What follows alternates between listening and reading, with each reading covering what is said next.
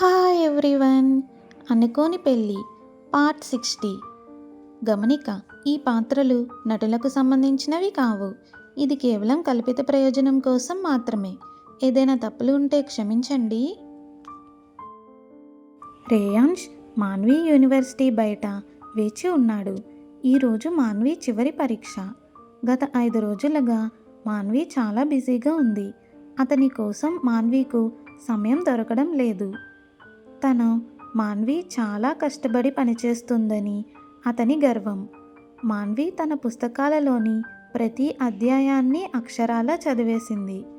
మాన్వి పరీక్షలు ముగిసిన వెంటనే ఆమెను ప్రత్యేకంగా ఏదైనా ఆశ్చర్యపరచాలని రేయాన్ష్ ప్లాన్ చేస్తున్నాడు. ఎందుకంటే దీని తర్వాత మాన్వి 6 నెలల పాటు ట్రైనీగా ఒక కంపెనీలో చేరబోతోంది.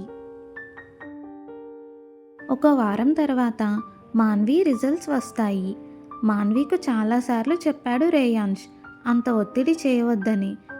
ప్రశ్నాపత్రాలు ముందుగానే తెచ్చి ఇస్తానని కూడా జోక్ చేసిన మాన్వి వద్దని రేయాన్ష్ని చాలా గట్టిగా కొట్టింది.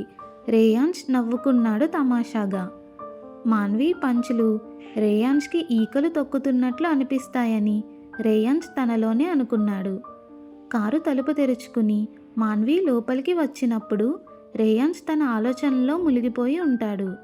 మాన్వి అతన్ని చూసి గత 4 రోజుల మాదిరిగానే ముఖం ప్రకాశిస్తుంది. నీ పరీక్ష ఎలా ఉంది అని రేయాన్ష్ అడుగుతాడు. మాన్వి జుట్టును చాలా నిటారుగా తిప్పుకుంటూ, నేను మాన్వి యదువంశిని కాబట్టి నేను దాన్ని సరిగ్గా రాశాను అని నమ్మకంగా చెప్తుంది మాన్వి. మాన్వి చేష్టలు చూసి రేయాన్ష్కి నవ్వు వస్తుంది. సరే, నీ పరీక్ష బాగా జరిగింది. ఇప్పుడు మీరు నాకు ఏమి ఇవ్వబోతున్నారు అని ఆశతో కూడిన కళ్ళతో మాన్వి వైపు చూస్తూ అడుగుతాడు రేయాన్ష్. మాన్వి ఆట పట్టించే చిరునవ్వుతో, నేను తర్వాత చెప్తాను, కానీ ముందు నన్ను ఎక్కడికైనా తీసుకెళ్ళు, నాకు చాలా ఆకలిగా ఉంది అని అంటుంది మాన్వి. రేయాన్ష్ కార్ స్టార్ట్ చేసి మెన్షన్ వైపు వెళ్తాడు. రేయాన్ష్ తల్లి మరియు చాచి కలిసి రాజ్, ధర్మ్ మరియు రియా కోసం విందు సిద్ధం చేశారు. వారు కూడా పరీక్షలు ఈ రోజుతో ముగిశాయి. ఇప్పుడు రాజ్ మరియు ధర్మ్ ఆ కంపెనీలో చేరుతారు మరియు రియా తనకు ఏది కావాలంటే అది చేస్తుంది. మీకు తెలుసా, కియా చాలా సప్లిమెంట్లు తీసుకుంది మరియు పరీక్షకు ముందు తనకు ఏమీ తెలీదు, ఏమీ చదవలేదనే చెప్తూనే ఉంది అని మాన్వి గట్టిగా అన్నది. రేయాన్ష్ మాన్వి మాట వింటాడు, ఒక మంచి భర్తలా. మరియు కియా ప్రేమలో ఉందని మీకు తెలుసు అని మాన్వి వాక్యం మధ్యలో ఆపేస్తుంది. ఎవరి మీద ప్రేమ అని రేయాన్ష్ ఆసక్తిగా అడుగుతాడు. కానీ మాన్వి టాపిక్ మార్చడానికి ప్రయత్నిస్తుంది. నిజానికి మనం ఎక్కడికైనా వెళ్ళాలి అని నేను అనుకుంటున్నాను, మీరేమంటారు అని మాన్వి రేయాన్ష్ ప్రశ్నను తప్పించుకుంటూ అడుగుతుంది. నువ్వు ఎక్కడికి వెళ్ళాలనుకుంటున్నావు జాన్ అని రేయాన్ష్ అడుగుతాడు.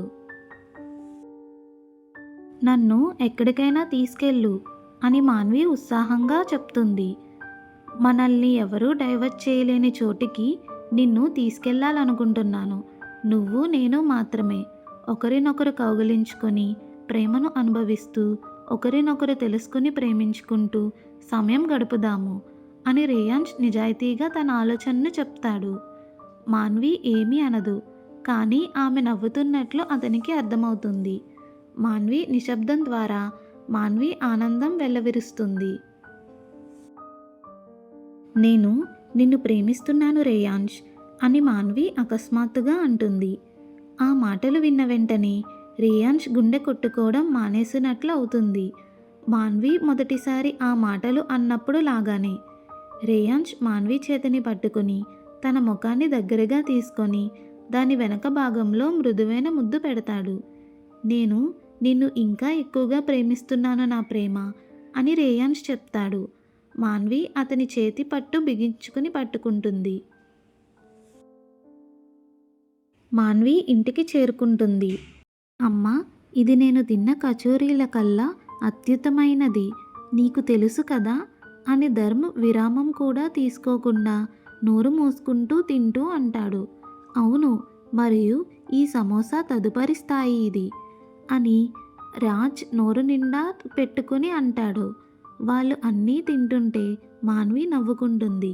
అబ్బాయిలారా, మీ పొట్ట నొప్పిగా మారడానికి బదులుగా కనిపించడం ప్రారంభిస్తోంది అని మీరు అనుకోలేదా? మీరు జిమ్లో గడిపే ఆ 2 గంటల వల్ల ప్రయోజనం ఏమిటి అని మాన్వి ఆట పట్టిస్తుంది.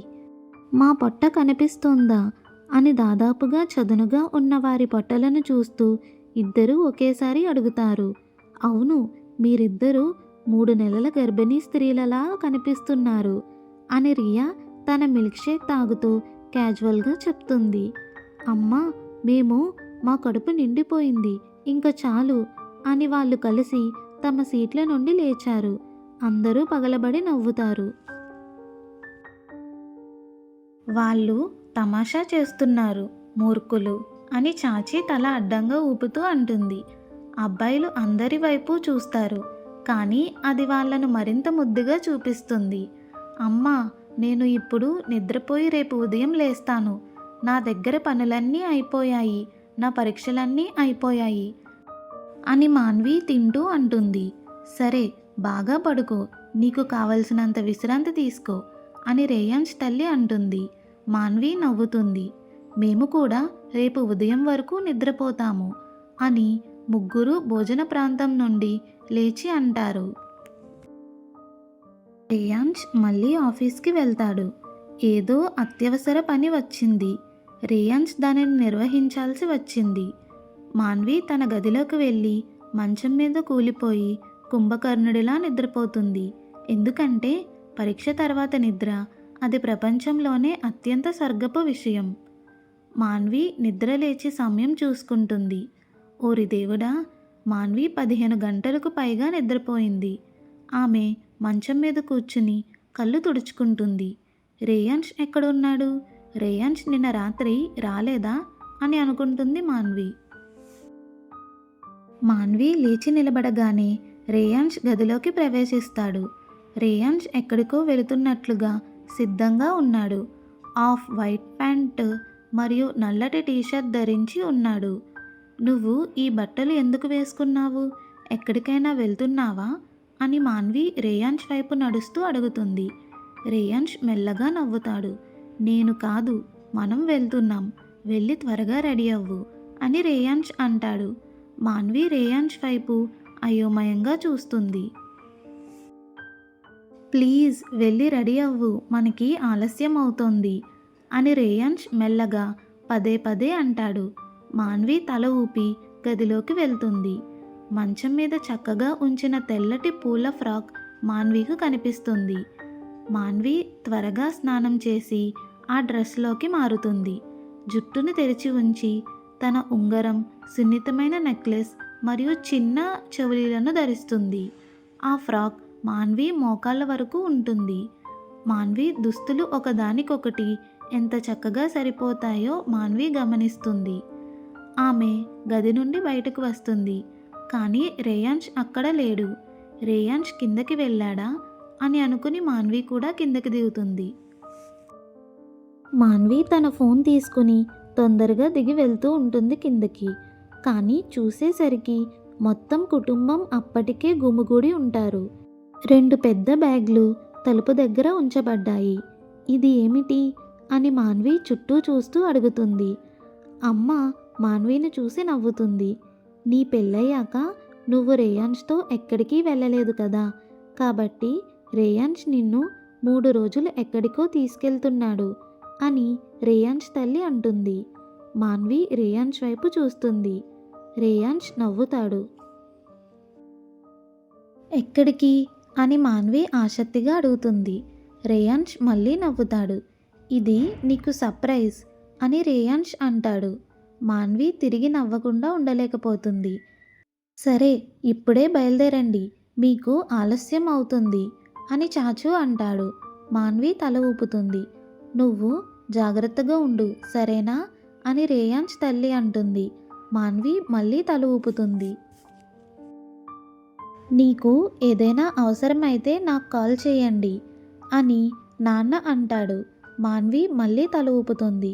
వదినా, మా కోసం ఏదైనా తీసుకురావడం మర్చిపోకు, మరియు సంతోషంగా ప్రయాణం సాగించండి అని ధర్మ్, రాజ్ మరియు రియా కలిసి నవ్వుతూ అంటారు. మాన్వి నవ్వుతుంది. ఆమె హృదయం ఉత్సాహంతో కొట్టుకుంటోంది. నువ్వు జాగ్రత్తగా ఉండు అని చాచి మాన్వి తలపై ముద్దు పెడుతుంది. మాన్వి మళ్ళీ నవ్వుతుంది. మాన్వీను జాగ్రత్తగా చూసుకో అని జై రేయాన్ష్తో అంటాడు. ఇద్దరూ బయటకి నడిచి వెళ్తారు. బాయ్ బాయ్ అని అందరూ అరుస్తారు. వారు కారు లోపల కూర్చున్నప్పుడు రేయాన్ష్ మాన్వి పక్కన కూర్చుంటాడు మరియు డ్రైవర్ కార్ స్టార్ట్ చేస్తాడు. మాన్వి ప్రైవసీ కోసం పార్టిషన్ పైకి లాగి రేయాన్ష్ వైపు తిరిగి చూస్తుంది.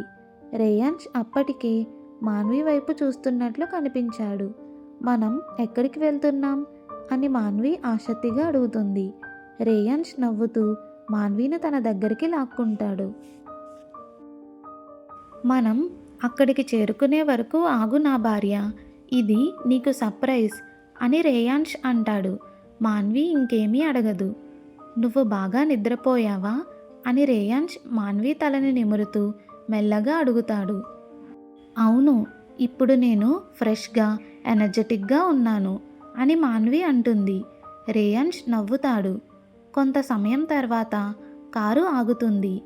రేయాన్ష్ బయటకు వచ్చి మాన్వి తలుపు తెరుస్తాడు. మాన్వి బయటకు వచ్చి అక్కడే స్తంభిస్తుంది. వారు విమానాశ్రయంలో ఉంటారు.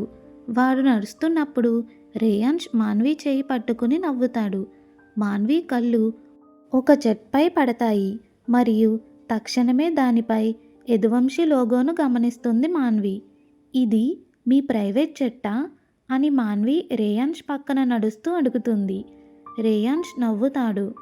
మనది, ఇది మన జెట్ అని రేయాన్ష్ అంటాడు. మాన్వి మళ్ళీ దానివైపు చూస్తుంది. వారు లోపలికి వెళ్తారు మరియు సిబ్బంది వారికి మర్యాదగా పలకరిస్తారు. రేయాన్ష్ ఒక్క క్షణం కూడా మాన్వి చేయి వదలడు. వారు సిట్టింగ్ ఏరియా వైపు నడుస్తారు మరియు రేయాన్ష్ మాన్విను కిటికీ దగ్గర కూర్చోపెట్టి తన పక్కన కూర్చుంటాడు. ఇద్దరూ సీట్ బెల్ట్స్ పెట్టుకుంటారు. జెట్ ఎగరడం ప్రారంభిస్తుంది. మన గమ్యస్థానానికి చేరుకోవడానికి ఎంత సమయం పడుతుంది అని మాన్వి అడుగుతుంది. రేయాన్ష్ మాన్వి వైపు చూస్తాడు. గరిష్టంగా 7 గంటలు పట్టవచ్చు అని రేయాన్ష్ అంటాడు. మాన్వి తల ఊపుతుంది. Next part continues. రేయాన్ష్ మరియు మాన్వి అనుకోని పెళ్లి జీవితాన్ని తెలుసుకోవడానికి లైక్ చేసి, షేర్ చేసి, సబ్స్క్రైబ్ చేయండి. Thanks for watching.